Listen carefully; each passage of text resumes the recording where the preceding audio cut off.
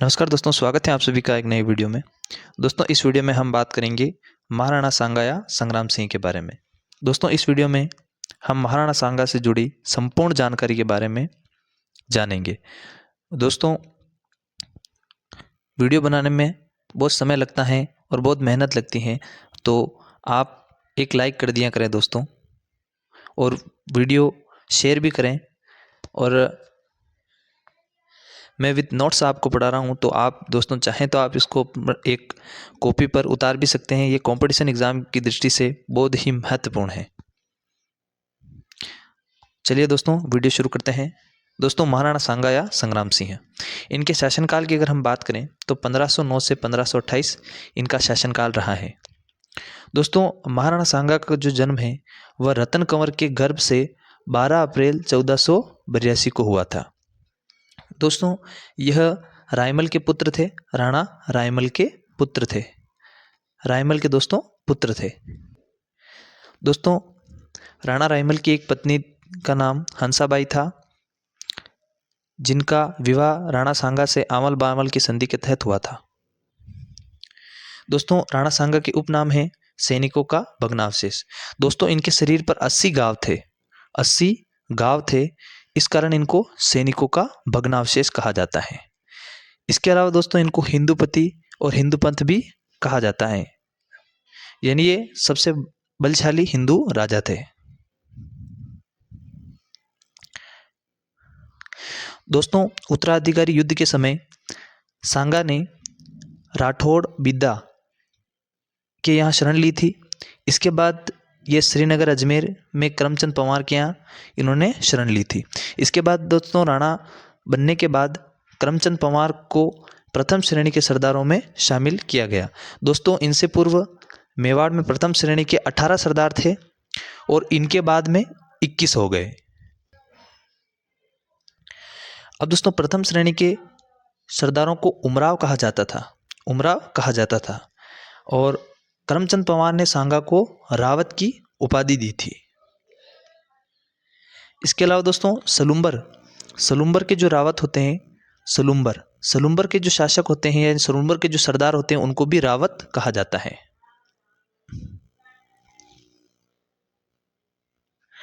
अब दोस्तों, सांगा के राज्याभिषेक के समय दिल्ली का सुल्तान सिकंदर लोदी था। दोस्तों, इसी सिकंदर लोदी ने 1504 में आगरा की नींव रखी थी, यानी आगरा शहर की स्थापना की थी सिकंदर लोदी ने।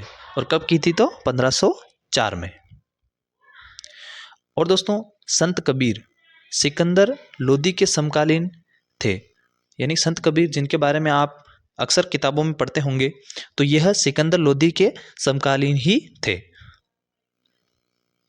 अब दोस्तों, राणा सांगा के महत्वपूर्ण युद्धों की हम बात करेंगे तो इब्राहिम लोदी और सांगा के मध्य जो युद्ध हुए उसमें सबसे महत्वपूर्ण है खातौली का युद्ध। और खातौली का युद्ध कब हुआ था? तो 1517 या 1518 को। और खातौली है कहाँ? तो कोटा में। और दोस्तों, इस युद्ध में राणा सांगा विजयी हुए थे। युद्ध में सांगा एक हाथ और एक बाजू और इनका एक पांव घायल हो गया था। इसके बाद दोस्तों, बाड़ी का युद्ध होता है। बाड़ी वर्तमान कहाँ है? तो धौलपुर। और ये युद्ध कब हुआ था? तो 1518 में। सांगा और इब्राहिम लोदी के सेनापति मियाँ माखन और मियाँ हुसैन के मध्य हुआ था। यानी दोस्तों, इब्राहिम लोदी और राणा सांगा आमने सामने नहीं थे, लेकिन इनडायरेक्टली इन दोनों का ही युद्ध हुआ था। इस युद्ध के बाद सांगा का अधिकार बयाना व चंदेरी तक हो गया था। अब दोस्तों, महमूद खिलजी द्वितीय और राणा सांगा के मध्य हुए युद्ध। दोस्तों, महमूद खिलजी द्वितीय यह मालवा का शासक था। इनके बीच गागरोन का युद्ध हुआ था। और गागरोन कब हुआ था? तो 1519 में। और गागरोन कहाँ है? तो झालावाड़ जिले में। दोस्तों, खिलजी को 3 माह तक बंदी बनाकर रखा और फिर छोड़ दिया गया। दोस्तों, इसी समकालीन 1520 में ईडर का युद्ध भी हुआ था। ईडर का युद्ध, ये युद्ध राणा सांगा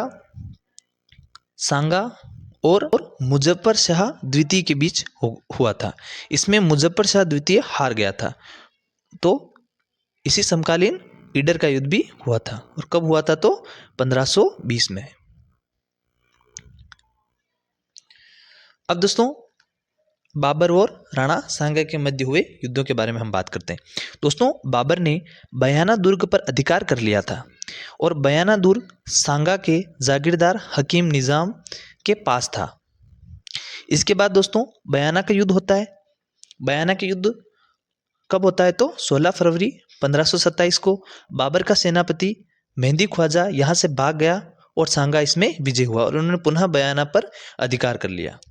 इसके बाद दोस्तों महत्वपूर्ण युद्ध खानवा का युद्ध होता है। खानवा के युद्ध में दोनों राजाओं ने बहुत सारी तैयारी की थी। तो जेम्स टोड के अनुसार सांगा के साथ 7 राजा, 9 राव और 104 सरदार थे। दोस्तों जब मेवाड़ के राजा किसी से युद्ध करने जाते हैं तो उस समय पाती परवान होता है। दोस्तों पाती परवान पाती परवान का क्या अर्थ होता है? तो जब ये एक राजपूती परंपरा है जिसमें युद्ध में जाने से पूर्व अन्य शासकों को निमंत्रण भेजा जाता है। खानवा का युद्ध बहुत ही महत्वपूर्ण है। तो खानवा एग्जैक्टली स्थान है कहाँ पर? तो रूपवास तहसील भरतपुर। खानवा का युद्ध कब हुआ था? तो 17 मार्च 1527 को। इसमें बाबर विजय हुआ। खानवा युद्ध राजस्थान का प्रथम युद्ध है जिसमें तोपखाने का प्रयोग हुआ था।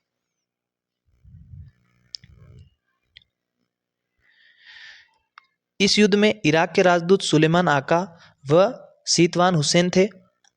इस युद्ध में बाबर ने तुगलमा पद्धति का प्रयोग किया था। तुगलमा पद्धति यानी दोस्तों 2 दिशाओं से दुश्मन के सैनिकों को इस तरीके से घेर लेना,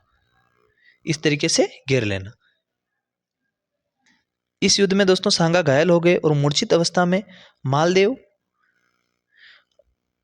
व सिरोही के अखेराज की देखरेख में सांगा को बसवा दौसा लाया गया। और दोस्तों सांगा का जो राज चिन्ह है वह रतन सिंह चुंडावत के मना करने पर सादरी के झालाजा ने धारण किया था। और दोस्तों रतन सिंह चुंडावत ने क्यों मना किया था? तो दोस्तों मेवाड़ के भीष्म पितामह के कारण। और दोस्तों कमेंट बॉक्स में बताइए कि मेवाड़ का भीष्म पितामह किसे कहा जाता है। दोस्तों राणा सांगा के अंतिम दिन। तो दोस्तों चंदेरी के मेदिनी राय की सहायता करने के लिए जब ये जा रहे थे तो कालपिन के नज़दीक इरिज नामक स्थान पर, और इरिज है कहाँ पर? तो यूपी उत्तर प्रदेश में। यहाँ पर सरदारों ने इनको जहर दे दिया जिससे इनकी मृत्यु हो गई थी। अब दोस्तों सांगा का अंतिम संस्कार कहाँ हुआ? तो सांगा का अंतिम संस्कार मांडलगढ़ भीलवाड़ा में हुआ था। और दोस्तों इसी मांडलगढ़ में इनकी छतरी बनी हुई है। और छतरी बनवाई किसने थी? तो इनकी जो छतरी है वो अशोक परमार ने बनवाई थी। दोस्तों इस एक ही वीडियो में मैंने महाराणा सांगा से जुड़े, उनके जीवन से जुड़े संपूर्ण युद्धों और पूरे वृत्तांत को इन नोट्स की सहायता से समझाने का प्रयास किया है। अगर वीडियो अच्छा लगा हो तो लाइक करें। आप या आपके कोई दोस्त अगर कंपटीशन एग्जाम की तैयारी कर रहे हैं तो ये वीडियो उनके साथ भी साझा करें। और दोस्तों लाइक करने का पैसा नहीं लगता है तो आप वीडियो को लाइक कर दिया करें।